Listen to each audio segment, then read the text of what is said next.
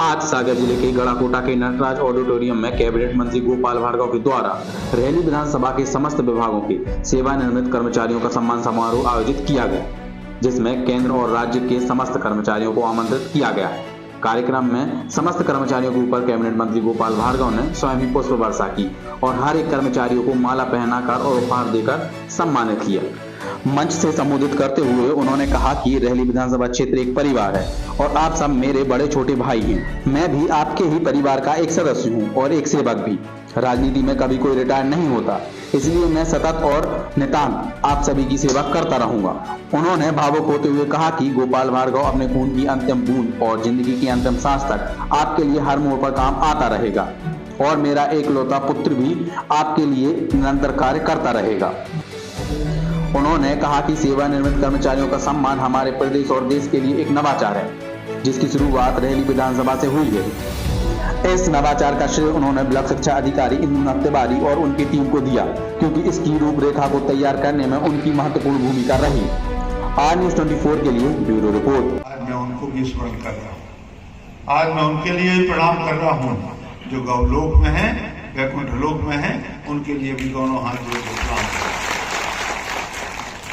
आपने अपने जीवन की आधी से ज्यादा 35 से लेकर 40 वर्ष तक आपने आज जो है वो सरकारी सेवा में गुजारी। कभी कोई स्मरण करने वाला तो हो, कोई आदमी सम्मान देने वाला तो हो। कभी कभी तो जब घर से भी सम्मान नहीं मिलता, मित्रों से सम्मान नहीं मिलता, तो आपको ये लगे कि एक आदमी क्षेत्र में ऐसा है, गोपाल भार्गव जो उसको सम्मान। यही भावना थी। कोई राजनीति, प्रभु कृपा से, ईश्वर के आशीर्वाद से, आप सब लोगों के प्रेम से, स्नेह से, आशीर्वाद से और जनता के प्रेम से खूब वोटें मिलती हैं, उसकी बात नहीं। बात सिर्फ ये है कि एक लकीर ऐसी खींची जाना चाहिए, एक उदाहरण ऐसा बनना चाहिए जो तमाम मध्य प्रदेश, हिंदुस्तान के लिए एक उदाहरण बने कि गढ़ाकोटा के इस ऑडिटोरियम से याद किया। आप देखिए अगले साल से लोग शुरू कर देंगे। तिथि कुछ भी हो सकती है, इसलिए हो सकती है कि हमारे श्री राम जी तिवारी बैठे खूब भाई आर्मी में, एयरफोर्स में काम करते हुए लंबा समय निकला, उनके साथ रहा। अनेकों लोग बैठे प्रथम पंक्ति, सभी लोग, हमारे मुन्ना चौधरी जी बैठे, इन्होंने आर्मी में काम किया। सारे लोग, किसी ने लिपिक के रूप में काम किया, किसी ने। आज मुझे बड़ा हर्ष हो रहा, आनंद आ रहा है। महीनों सालों बाद मुझे आज इतना अच्छा लग रहा है, सही बात यह है, आनंद आ रहा है कि जिसमें मुझे अनेकों ऐसे चेहरे दिख रहे हैं जो चेहरे मुझे पूर्व में कभी नहीं दिखे, कम दिखे।